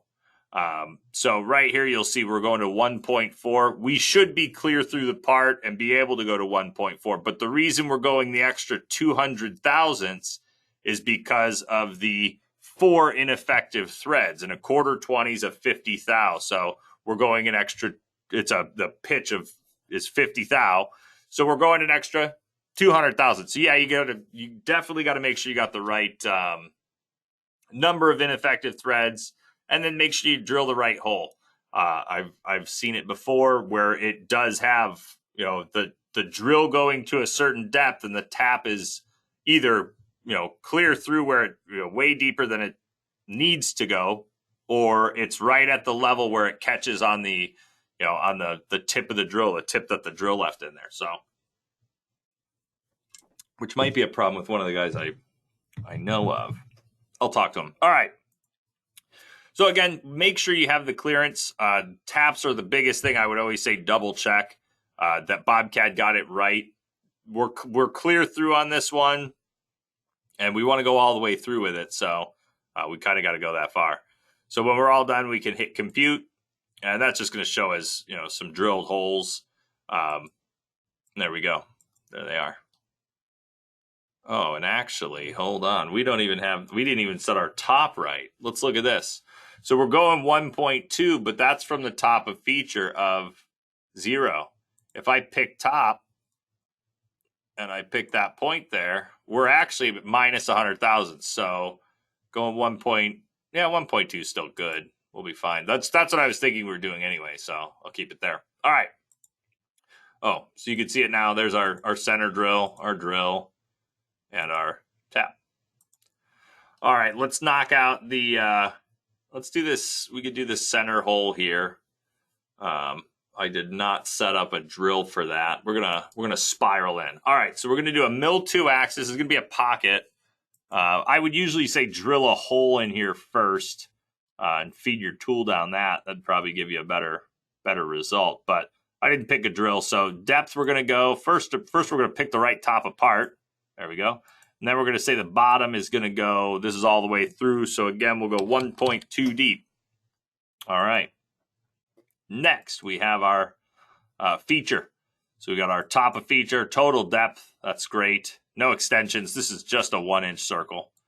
Next, again, we're going to do some pocketing on this, which will give us a pocket with the profile finish. Now, if you're okay using the 1/4 inch on this one, I would recommend using it. That way we can copy and paste these tool paths to the other places we need. Not a bad idea. All right, right here's our tabs. We're not going to leave any tabs on an internal hole. The posting, work offset 1, that's really all we need. And then the roughing tool. So we're going to choose I'm going to use the 1/2 inch right there, 1/2 inch flat. And then go next. And for this one, I want to do let's do it as a spiral pocket, but I'm going to set it to like, let's do an adaptive. Yeah, adaptive will do about the same. We'll do it at a 10% step over. Let's see, 5%, because I'm plunging into this thing. And so I'm doing this with a really fine step over. I'm going to spiral my way down into the pocket. And then I'm going to let it kind of do that high speed adaptive roughing. So let's go 7%. There we go. All right, so the side allowance I'm going to leave for the 1/4 inch finisher is going to be 15 thousandths. So it's going to be cleaning up 15 thousandths at 1.2 deep. It's as long as my flutes. So let's do this. Let's go, instead of saving 15, let's leave 10. Now for the bottom allowance, 0. The link clearance is the amount that we lift up when we do our retracts. We shouldn't have many of those. I think this will pretty much just be a spiral. So 20 thousandths is fine. And then for the multiple steps, I want to do, let's say, a 1/2 inch at a time. So the way that we can do this is you could say define depths, and you can define specifically a 1/2 inch. Now what that's going to do is it's going to break it down into 3 passes. The first one at a 1/2 inch, the second one at 1 inch, and the final pass will be at 1.2.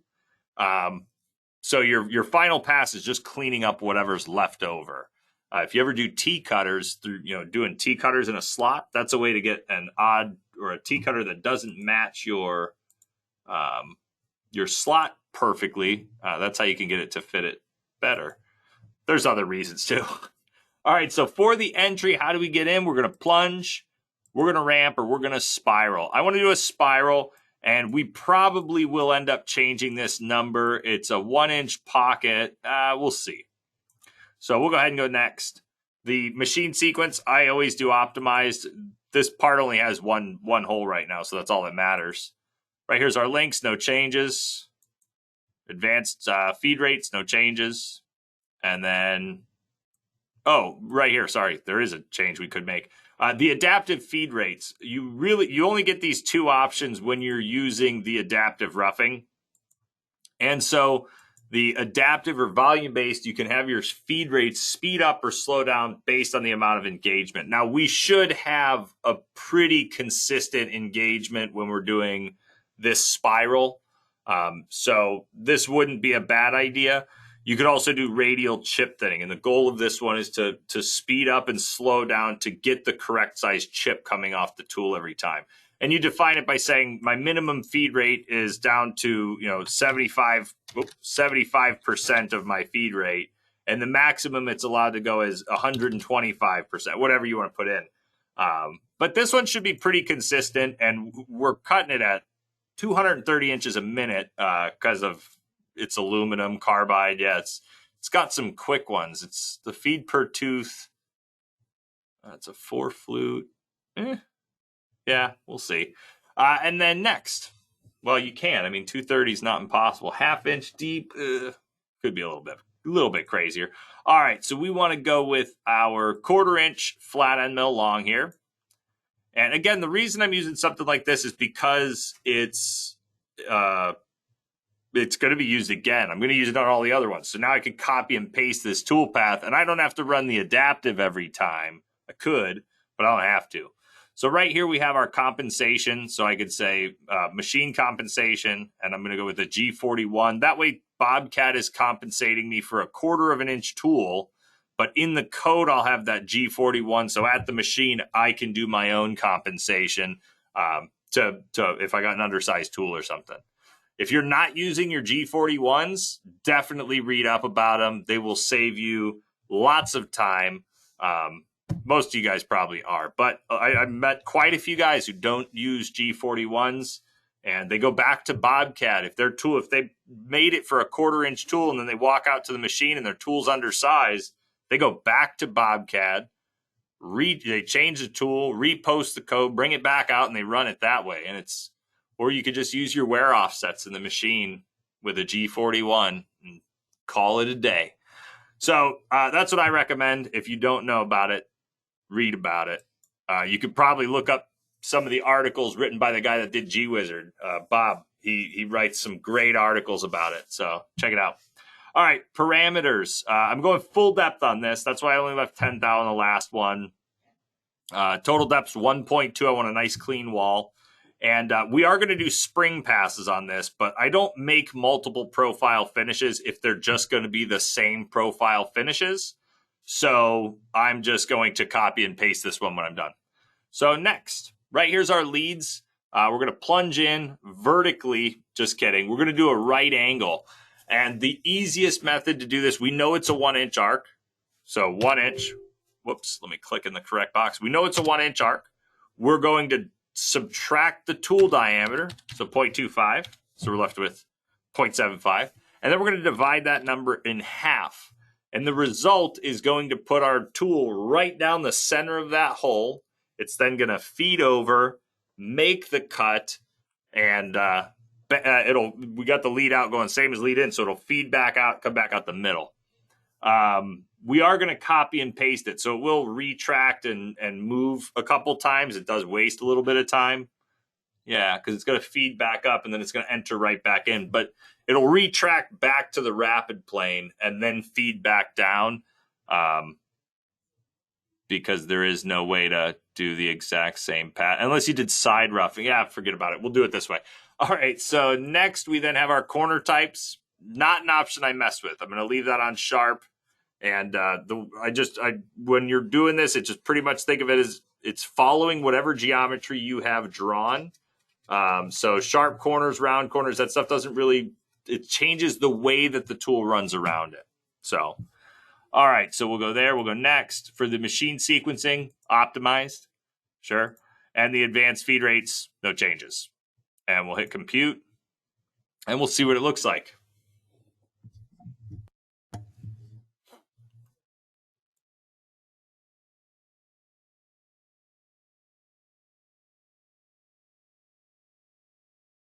Not bad overall. Let's go to a top view. So the big thing you want to kind of pay attention to when you're looking at this, if your spiral, which for us is right down the middle, which is a beauty, sometimes it'll offset the spiral depending on the shape of the pocket. Round pockets, it tries to go in the middle. But what you want to pay attention to is sometimes at that spiral, and let me blank this out so we're looking at just that rough pass. If the spiral ever goes outside of this furthest out line, you are going to plunge into your material that you didn't want. You're going to be running into, well, you'd be running into that wall there and doing a divot. So that's where you might have to, and I wasn't sure what it would take, but that's where you might have to go to your leads and make your ramp length smaller. Or, go to a different, or ramp in, I don't know, whatever you got to do. There we go. So that looks good. We got our 3 passes. So there's our half, and then the extra 200 thousandths. Then we have our profile finish pass. And then to hopefully account for some of the potential, what's it called? Shifting of the tool. I'm going to copy the profile finish. And I'm just going to go ahead and paste it right below that. So paste. And then paste. And we'll say we're doing 3 spring passes. So we'll compute that, or 3 finish passes. And there we go. Blank those guys out and shrink it up. Now this one I'd right click on and say rename and just call this center through hole. And there we go. Now it's named and we have it. All right, so we've done those 2. Now we can actually take the center through hole that we just made, and we're going to go ahead and copy that, and we're going to right-click on Machine Setup 1 and paste that feature. It'll say, do you want to use the same top and depth? Yes, I do. I'm not actually going to go 1 inch through with these, though. So I'm going to start by just renaming it so I know which one I'm working on, and this is just going to be I call them slots, but I'll call them slots because that's what I called it on the layers, but really these should just be pockets. All right, so the geometry for these, we'll right-click, say reselect. We're going to hold shift and pick all 6 of them right here. And then right here, we're just going to change our depth to 0.375. And then hit OK. Now, if you want to use the same pattern, this should have changed to a single step. So if the tool fits, we could run the same tool path, or we could just go into our patterns here and just say, I just want to do an offset pocket out, and I'll go with a 25, 30% step over. And we could still spiral in because we didn't drill any holes into this. And again, if you don't want all the spring passes, you could actually come into the machine strategy page and get rid of them. I'm going to leave them, and then I'm just going to hit compute. Now, what we want to pay attention to with this one is the leads for that final finish pass. We should be safe, though.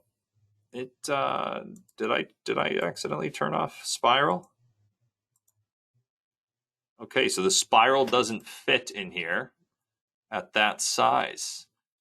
Did B34 correct that for me? Maybe it did. The tool paths may be getting smarter and I didn't realize it. I have spiral on that feature and it ramped in. Got our little entry there. I'll have to ask him about that. If it does, that's pretty cool. We don't have a lot happening there. Let me edit this. Looks like a kind of heavy step over. Let's just go to 20%, see if we get at least 2 passes with that. There we go. Now we got a little one on the inside. And then there's our profile finish out there. Again, what you're looking at with these leads, and let's look at them from a top view, is making sure they don't overlap that final pass. Let me blank these out. They don't overlap this final pass at all. If they do, you're going to gouge. Which it doesn't happen too often, but sometimes it gets pretty close sometimes.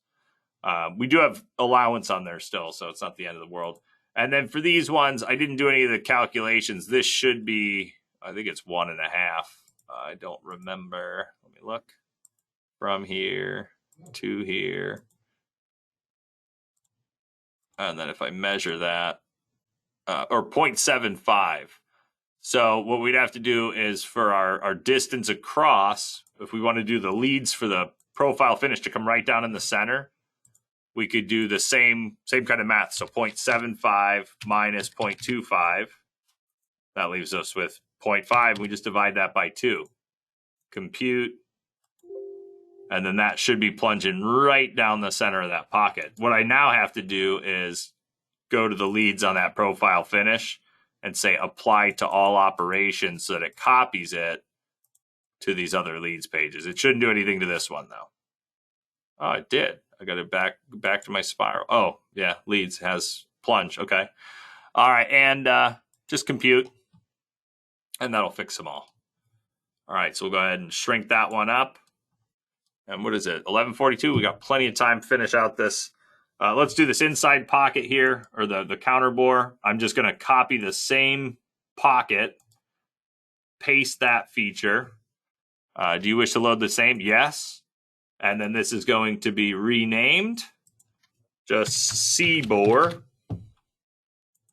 Whoops. And then we're just going to pick our geometry. Now, we could go in and if we were to make this center hole a dotted line, we could use it as a, open pocket. But really this thing's, it's 1 1/4. We're going an 1/8 inch deep with that. And we're just going to go ahead and hit OK. Again, the only change I'm going to make on this one is the profile finish leads. Whoops. Edit that. So again, you go hole diameter minus tool diameter and divide it by 2. All right, so let's just do that. Again, I'll just say apply to all operations, and this time remember to go to my leads and turn that back on to, actually, we can plunge this one. We've already cleared out that big center. Yeah, we'll just plunge this one and compute. So there it is. Plunges down, spirals out, running right down the center. So the counter bore is now done. All right. Easy peasy. Let me get rid of that last piece of geometry I don't need. And so this last one, what we're going to do is we're going to calculate one of these, and then we're going to do a toolpath pattern with it. All right, we're going to try. I haven't done it with this part, but it shouldn't be difficult at all. All right, so for this one, instead of doing the full cut around, which I definitely would, I want to just use this radius around to this radius, or whichever one. We'll do the top one and then rotate it from there. But I just want to use that as my geometry. So I'm going to right click and go to my mill 2 axis, select my geometry. Now this is a big one. When we go to pick the geometry, let's go ahead and zoom into it just like that right there, we'll say.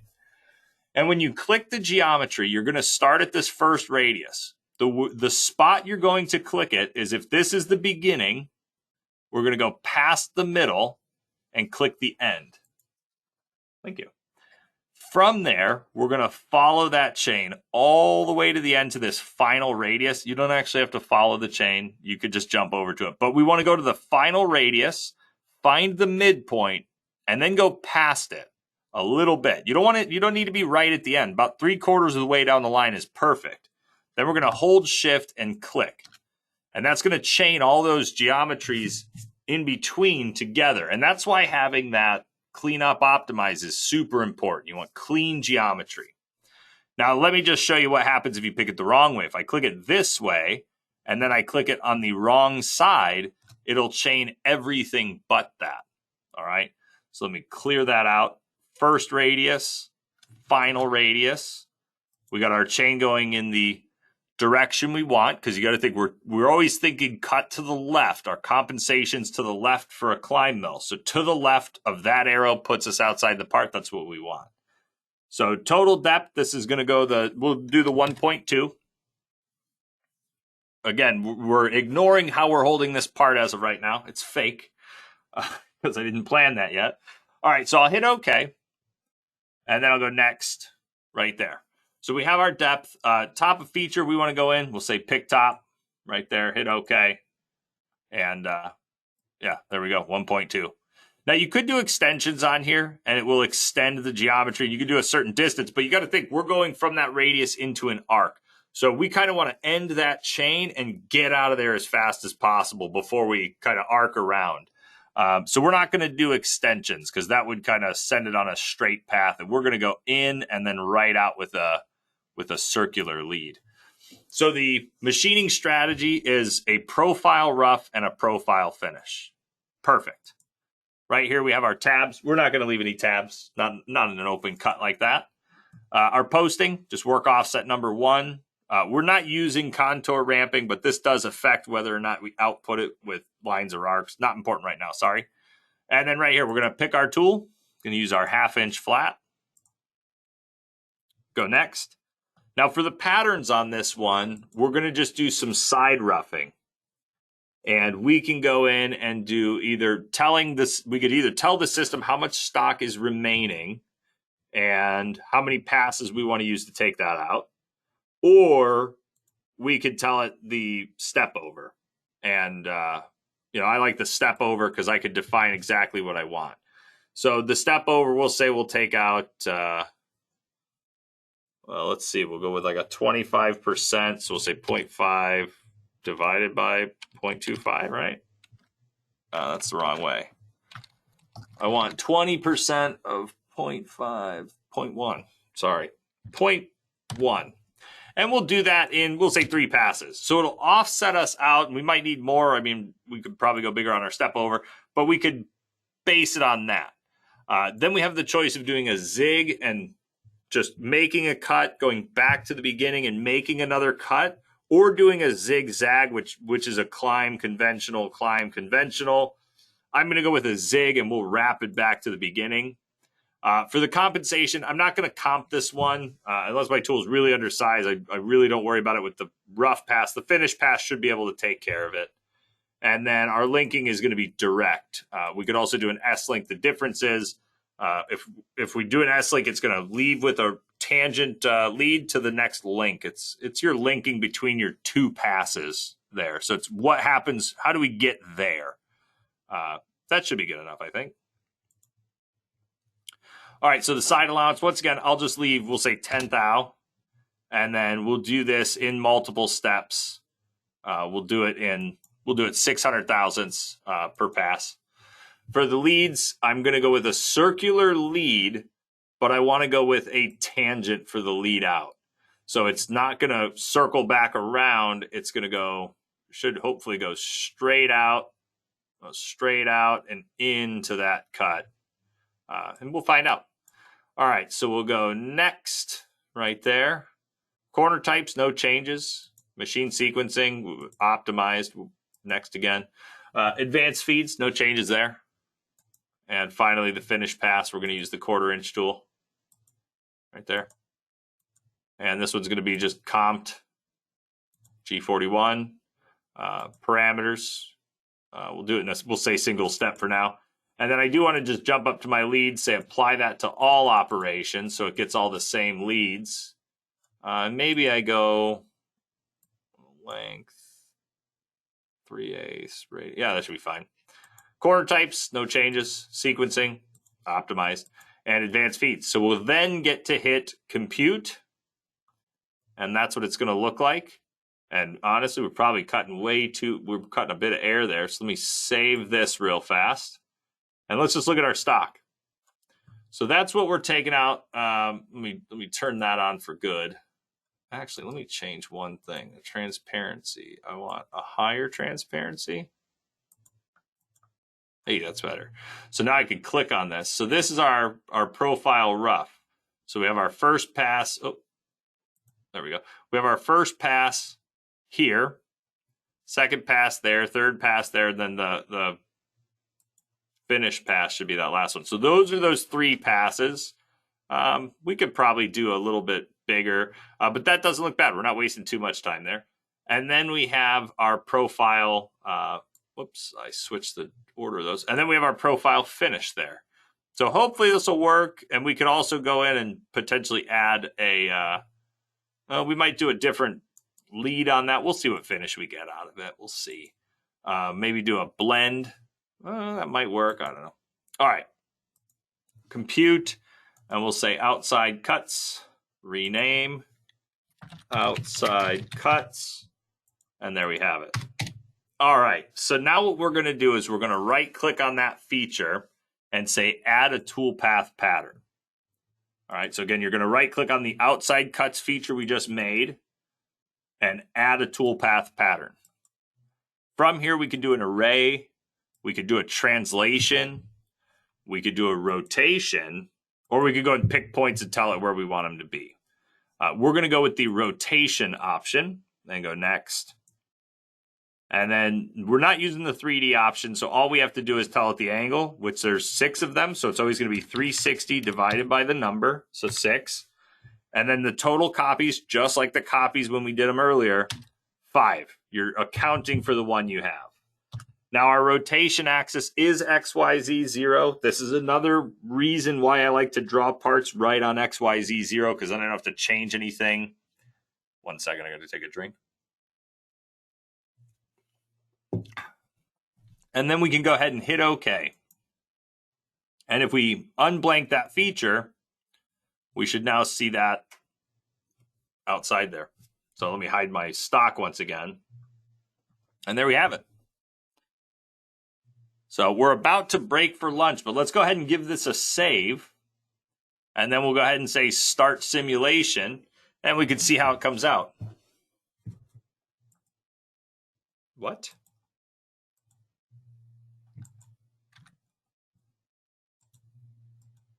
All right, let me just restart my BobCAD.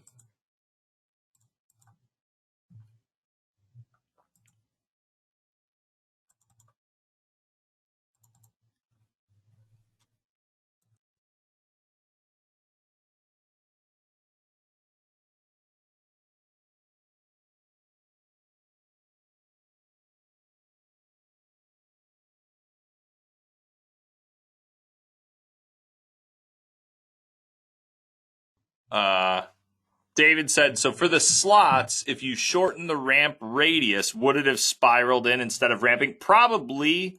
We could try it real quick and see what result we get. But yeah, that sounds like what I would imagine would happen, because there's times that when I've done, I usually use spirals more on circular pockets anyway. But it seems like a lot of times when you're doing a spiral on the circular pocket, it depends on what kind of pocket you're using, I think, too. Like an adaptive might be able to handle it better. Let me open that part back up. Let's see. So I think I was at a 1/4 inch on those. So we want the slots, edit. We want the leads, and we'll do, oh no, this leads, my bad. There, one. And if we made this, let's say just a 1/16, just go even crazier than we should. Yes, absolutely. So yeah, if you were to go like a 1/16 or something, that would spiral down and it would work. Good question. All right, so I'll save that. I don't mind that. Something's going on with my simulation. There we go. That's what I need.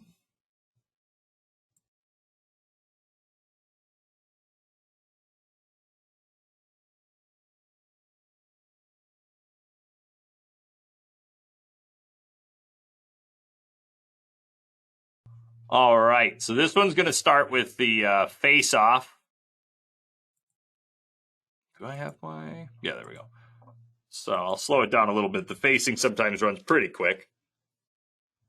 We could speed it up from there. There we go. All right, so we're going to face it off first. I'm just going to hide the toolpath. There we go.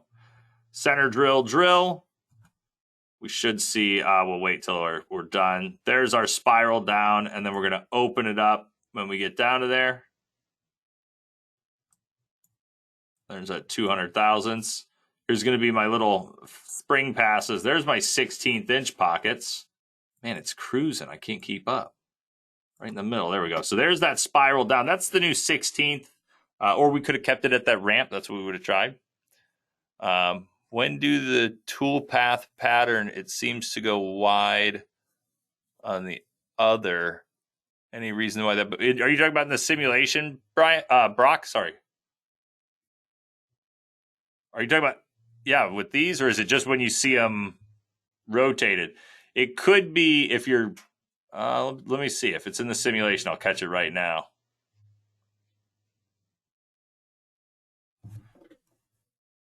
No, when it's calculated. Okay. Is your part drawn? I sent you my part, so it should be drawn in the center. The origin was in the right spot. Did you change? So if you right click on your toolpath pattern, rotate right here under outside cuts or whatever you named it and go to edit, you got 60 with 5 and then 0, 0 right there, right?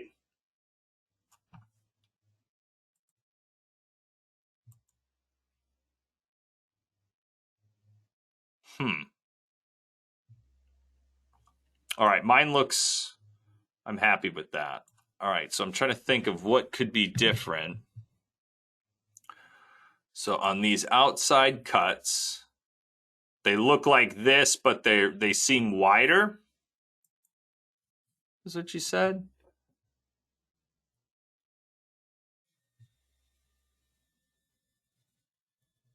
Oh wait, you're on the, so wait, are you talking about this? Give me 1 second. Let me do this, this, this, this. Is it like that?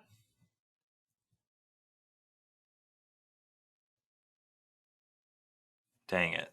Yes, and not on center. Like outside the stock. Let me fix this.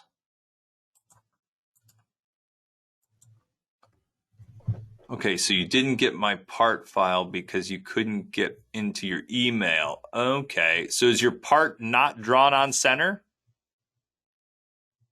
Like at XYZ0 like mine?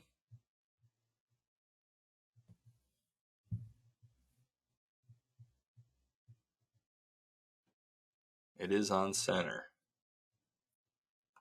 And you have just that picked for your geometry. Huh. And you can't get into your email. Dang it. I was going to say email me your part during, because we're about to take lunch, so you could email me your part and I could look at it real quick and find out what's going on. If you want to do that, because I don't know if your toolpath pattern, so you got your, does the original toolpath look good?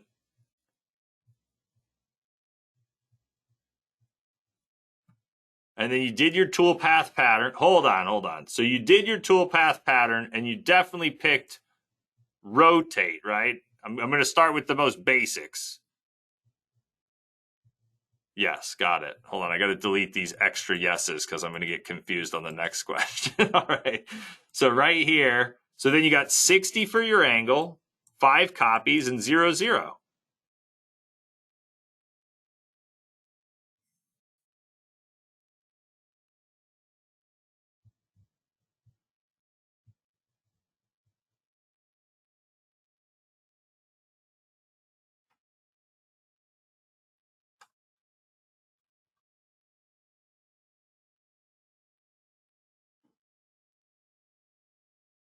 What was the question?